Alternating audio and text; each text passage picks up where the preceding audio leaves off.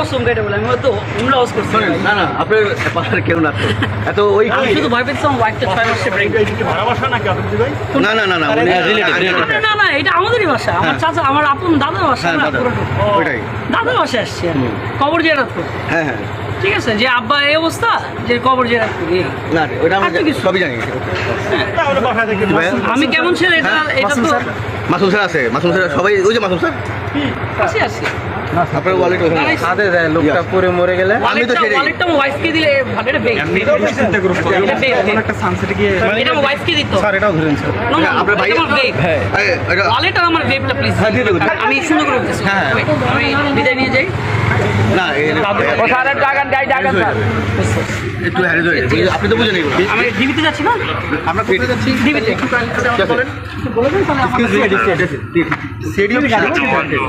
আমরা কি আর একজনের সাথে যেতে পারি?